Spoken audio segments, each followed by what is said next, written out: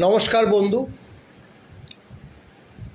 বর্তমান সময়ে আমাদের ডিএ মামলা সর্বোচ্চ আদালতে মাননীয়া ইন্দু মালহোত্রা কমিটি এবং নয়া সরকারের যে ডিএ বেতন কমিশনের যে বার্তা, এই তিন বিষয়ে কয়েকটি কথা আমরা কনফেডারেশনের তরফ থেকে আপনাদের কাছে তুলে ধরতে চাই। দেখুন, অবস্থা প্রেক্ষিত অনেক কিছুই পরিবর্তন আজ হয়ে গেছে। আপনারা জানেন যে গত 5ই ফেব্রুয়ারি 2026 ডিএ মামলার অসাধারণ রায় প্রকাশ পেয়েছে সর্বোচ্চ আদালত থেকে। DA is a legally enforceable right এবং ডিএ দিতে হবে all India consumer price index অনুসারে। তবে তারা এই যে বকেয়া ডিএটা দেওয়ার জন্য যে মডালিটিস, সেটা ঠিক করবে একটা কমিটি, 4 সদস্যের কমিটি, ইন্দু মালহোত্রা কমিটি। সেটাই তারা মনিটরিং কমিটি হিসাবে গণ্য হয়েছে। এখন 5ই ফেব্রুয়ারি রায় পরবর্তী যে আমাদের পরবর্তী ডিএ মামলার ডেটটা ঠিক হয়েছিল, যেটা হচ্ছে 15ই এপ্রিল 2026। এগুলো সবাই জানে না, তবুও আমরা একটু স্মরণ করিয়ে দিচ্ছি বর্তমান পরিস্থিতিতে ডিএ মামলাটা কোথায় আছে। সেটা হচ্ছে এই যে কমপ্লায়েন্স যে রিপোর্ট দিতে বলেছিল সর্বোচ্চ আদালত, সরকার কিভাবে ডিএ দেবে সেটা ইন্দু মালহোত্রাকে বলে দিয়েছিল। তাদের সঙ্গে বহুবার বসেছে, সেটা আমরা শুধু ঘটনাক্রমে আমরা জানতে পেরেছি। কিন্তু ওই যে 15ই এপ্রিল 2026 সেদিন মামলাটা উঠেছিল, অল্প কিছুক্ষণ পরেই সেটা শেষ হয়ে যায় এবং পরবর্তী যে মামলার তারিখটা পড়ে গত 6ই মে 2026। ইতিমধ্যে আপনারা জানেন সেই দিনই বলেছিল যে আপনারা ইন্দু মালহোত্রা কমিটির কাছে আপনাদের প্রে করুন, আপনাদের বক্তব্য পেশ করুন। তা আমাদের প্রে করতে হয়নি, তারাই ইন্দু মালহোত্রা কমিটি, তারা আমাদেরকে মানে তাদের সঙ্গে মিট করার জন্য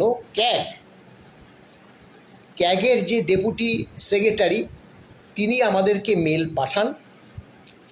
পাঠান। সেখানে মেলে 24শে এপ্রিল একটা ডেট ছিল, 27শে এপ্রিল একটা ডেট ছিল, কিন্তু 24শে এপ্রিল ডেটটা আগের দিন পোস্টপন হয়ে যায়। 27শে এপ্রিল ক্যাগের যে প্রতিনিধি তার সঙ্গে আমাদের বক্তব্য আমরা তাদেরকে বলেছি, তারা সেটা শুনেছে এবং নোট করেছে। এবং সেই বার্তা কি হয়েছে না হয়েছে আমাদের আইনজীবী মাননীয় ফিরদৌস শামীম এবং আমরা সেটা সেই সময় ভিডিওর আকারে আমরা তুলে ধরেছি, লিখিত আকারেও তুলে ধরেছি। তাই আর এখানে বিস্তৃতভাবে বললাম না। এখন দেখুন, সেখানে গিয়ে শুনলাম 8খানা মিটিং হয়েছে। আমাদের 24শে এপ্রিল মিটিংটাতে ডাকলো, ডেকে ক্যান্সেল করে দিল। তারা তো একদিন আগেই ক্যান্সেল করে দেয়, কিন্তু আমাদের কলকাতা থেকে দিল্লি যাব। ভাবুন, 27 তারিখে গেলাম, সেদিন আবার একটা মেল এসছে 1 মে আবার মিটিং হবে। 27-এর পরে 1 মে, 29 তারিখ ভোট, আপনারা জানেন। 6টা থেকে 8টা পর্যন্ত মিটিং হয়েছে 27 তারিখে। তারপরে আমরা দিল্লি থেকে আমরা টিকিট কেটেছি কলকাতায়, তারপরে আমরা সবাই এসছি। সেই সময় মানে ভোট দেওয়ার জন্য অনেকেই কলকাতার উদ্দেশ্যে রওনা হয়েছে। স্বাভাবিকভাবে আমাদের আসতে বেশ কিছুটা বেগ পেতে হয়েছে। যাই হোক, সে বার্তা দিয়ে তো আর লাভ নেই, আমরা চলে এসেছি। এবং 1 মে পরবর্তীকালে দেখলাম 1 মের যে বৈঠকটা সেখানে ক্যান্সেল হয়ে গেছে। সেই পরিপ্রেক্ষিতে তারা বলেছে যে আপনাদের ডিএ, এই যে আপনাদের যে লিখিত বক্তব্য এফিডেভিট সহকারে আমাদেরকে 6 তারিখ 6 মে তার মধ্যে জানান। আমরা জানিয়ে দিয়েছি, আমরা কোনো কার্পণ্য করি না। যখন যখন যেখানে আমাদের বলেছে উপস্থিত থেকেছি। 6 মে, 4 মে আপনারা জানেন যে কাউন্টিং, সেই 4 মে কাউন্টিং, সেই বিকেলের দিকে সন্ধ্যার পরে আমাদের কাছে একটা ইনফরমেশন আসলো, আমাদের অ্যাডভোকেট অন রেকর্ডের কাছে এসছে, তিনি আমাদের মাননীয় ফিরদৌস শামীমের কাছে পাঠিয়েছে, সেটা আমাদের কাছে উপস্থিত হয়েছে রাতের দিকে। সেখানে রাজ্য সরকারের যে, অর্থাৎ সেই সময়ও কিন্তু বিগত সরকার অর্থাৎ তৃণমূল সরকার, সেদিনও ছিল 4 তারিখ, তার যে নিয়োগ করা, সেই সরকারের যে নিয়োগ করা advocate on record Kunal Mimani, তিনি রেজিস্ট্রার অফ কোর্টের কাছে সেই দিনই একটা প্রে করেছে। ডিএ মামলাটা, যার জন্য 4 তারিখের পরে 5-6 তারিখ ছিল, ডিএ মামলাটা যাতে 3 সপ্তাহ পিছিয়ে দেওয়া হয়। এখন এর আগে যেটা ছিল মেনশন করা যেত আদালতের অভ্যন্তরে ঢুকেই জাজেদের কাছে, সেটা বন্ধ হয়ে গেছে। এখন রেজিস্ট্রার অফ কোর্টের কাছে করতে হবে। রেজিস্ট্রার অফ কোর্ট সেটা পাঠিয়ে দেবে। সেই সময় আদালত যা বিচার করে, যদি ডেট এক্সটেন্ড করে করবে, না হলে করবে না। স্বাভাবিকভাবেই সরকারের অ্যাডভোকেট অন রেকর্ড 3 সপ্তাহ পিছিয়ে দিতে বলেছে বটে, কিন্তু 6 তারিখে তো মামলাটা ছিল। তাই আমরা 6 তারিখের মামলার জন্য 5 তারিখে আমরা দিল্লি রওনা হই। কিন্তু সেদিনই বিকেলের দিকে, সন্ধ্যার দিকে, কারণ এটা সবসময় হয়, কোর্টের পরে সাধারণত কোনো অর্ডার ওয়েবসাইটে দিয়ে দেয়, 4টের আগে সাধারণত হয় না। তা আমরা তো সেদিন যাওয়ার প্রস্তুতি নিয়ে আমরা অলরেডি বিমানে চলে গেছি। যাই হোক, সেই 6 তারিখে মামলাটা হবে না, অর্থাৎ মাননীয় সঞ্জয় কারোল এবং প্রশান্ত মিশ্রের বেঞ্চ বসবে না। ইতিমধ্যে আপনারা সকলেই জানেন যে নয়া সরকার, বিজেপি সরকার ক্ষমতায় এসেছে। আজ যখন আমি ভিডিও করছি, আজকে আপনার মাননীয় মুখ্যমন্ত্রী শুভেন্দু অধিকারীর যে প্রেস রিলিজ, সেটা আমি বা আমরা মনে করছি আপামর সরকারি কর্মচারী সমাজ তারা খুব মন দিয়ে শুনেছে। কারণ তার এই বার্তার মধ্যে আমাদের স্বার্থ জড়িত আছে। কারণ আজই ডিএ এবং বেতন কমিশন নিয়ে কোনো বার্তা তার থেকে বা তার মুখ থেকে শোনা যায় কি না, এটা আমরা সবাই তাকিয়েছিলাম। কিন্তু আজকে যে সকল সিদ্ধান্ত, 6টা সিদ্ধান্ত নিয়ে একদম পরিষ্কার ভাষায় বলে দিয়েছে আগামী সোমবার ডিএ এবং বেতন কমিশনের বিষয়ে তারা সিদ্ধান্ত জানাবে। এখন আজ থেকে সামনের সোমবার, মাঝখানে একটা সপ্তাহ আছে। যদি বর্তমান সরকার, মাননীয় শুভেন্দু অধিকারী মহাশয়ের সরকার, তারা যদি মনে করে আমাদেরকে ডাকবে বা অন্যান্য সংগঠনকে ডাকবে, তাহলে আমরা এই যে ডিএ বিষয়ক বা বেতন কমিশন বিষয়ক কিছু বার্তা এর মধ্যে তুলে ধরতে পারব।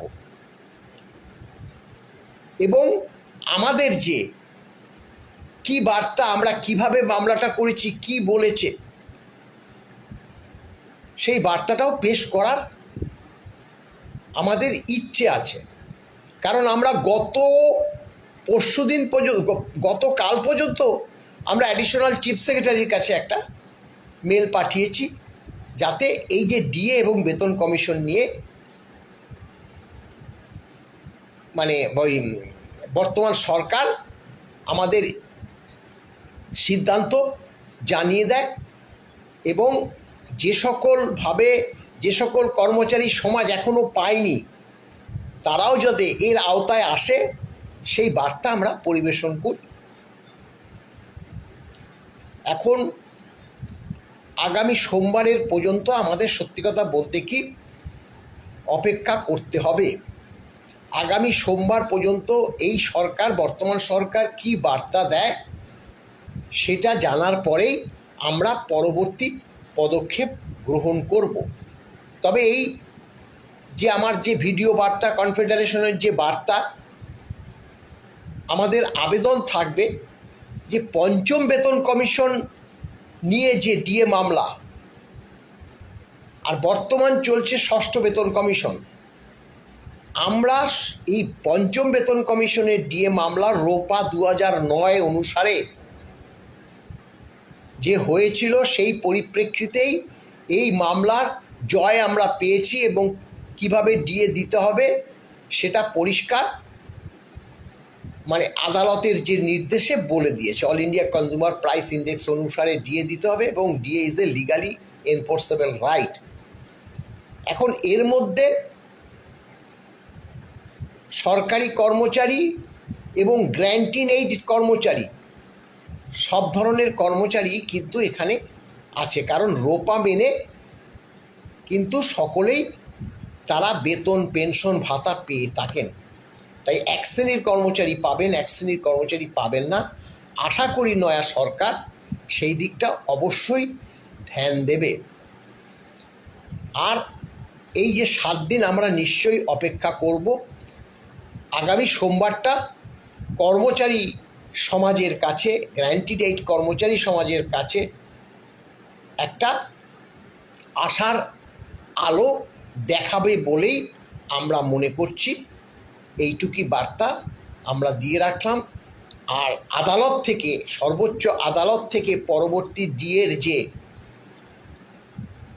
বার্তা, সেই বার্তা আসলে পরে বা মাননীয়া ইন্দু মালহোত্রা কমিটির কাছ থেকে যদি আবারও মিটিংয়ের কোনো সিদ্ধান্ত তারা জানায়, অবশ্যই আমরা যাব।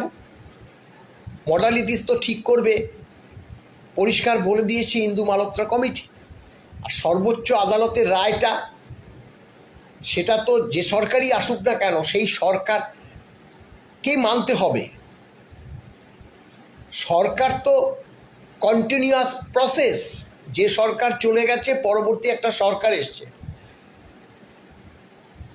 তাই সর্বোচ্চ আদালতের নির্দেশ বর্তমান সরকারকে তো মানতে হবে, সেটা মানবেও।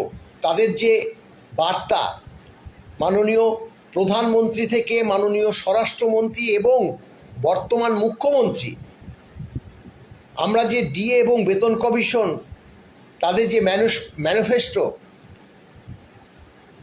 তাতে যা বলা ছিল সেটা আমরা পাবো আশা করছি। তার জন্য আগামী সোমবার পর্যন্ত আমরা অপেক্ষা করতে রাজি আছি। ভালো থাকবেন, ধন্যবাদ।